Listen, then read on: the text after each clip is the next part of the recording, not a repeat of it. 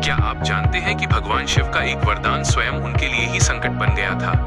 ये कहानी है दैत्यराज शकुनी के महत्वाकांक्षी पुत्र वृकासुर की, जिसे इतिहास में भस्मासुर के नाम से भी जाना जाता है।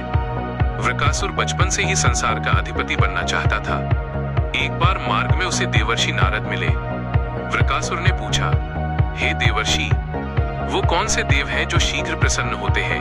नारद मुनि ने उत्तर दिया, भगवान शिव आशुतोष हैं, वे बहुत जल्दी प्रसन्न हो जाते हैं, लेकिन याद रहे वे जितने कृपालु हैं, क्रोध आने पर उतने ही संहारक भी। नारद की बात सुनकर वृकासुर हिमालय के केदार क्षेत्र में तपस्या करने चला गया। उसने अग्नि प्रज्वलित की और अपने शरीर के मांस के टुकड़े काटकर आहुति देने लगा। 6 दिन बीत गए, वो हड्डियों का ढांचा रह गया, लेकिन शिव प्रकट नहीं हुए। 7वें दिन जब उसने अपना शीश काटने के लिए तलवार उठाई, तभी महादेव पार्वती जी के साथ प्रकट हुए। शिव के स्पर्श से वृकासुर पुनः स्वस्थ और बलवान हो गया। महादेव ने कहा, पुत्र, वर मांगो। वृकासुर के मन में पहले से ही सत्ता का लालच था, लेकिन माता पार्वती के दिव्य रूप को देखकर उसकी बुद्धि भ्रष्ट हो गई। उसने सोचा, क्यों न ऐसा वर मांगू जिससे शिव ही समाप्त हो जाए और पार्वती मुझे मिल जाए। उसने वरदान मांगा, प्रभु, मैं जिसके भी सिर पर हाथ रखूं, वो तत्काल भस्म हो जाए। भोलेनाथ ने एवमस्तु कह दिया। वरदान मिलते ही पापी वृकासुर ने इसे शिव पर ही आजमाने की कोशिश की। वह शिव की ओर झपटा। महादेव अपनी रक्षा के लिए वहां से भागे और सहायता के लिए भगवान विष्णु की शरण में पहुंचे। भगवान विष्णु ने संकट भांप लिया और मोहिनी का रूप धारण किया। मोहिनी इतनी सुंदर थी कि उसे देखते ही वृकासुर शिव को भूल गया।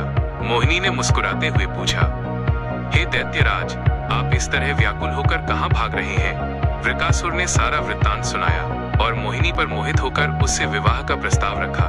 मोहिनी ने एक शर्त रखी, मैं केवल उसी से विवाह करूंगी जो नृत्य में मेरे समान निपुण होगा।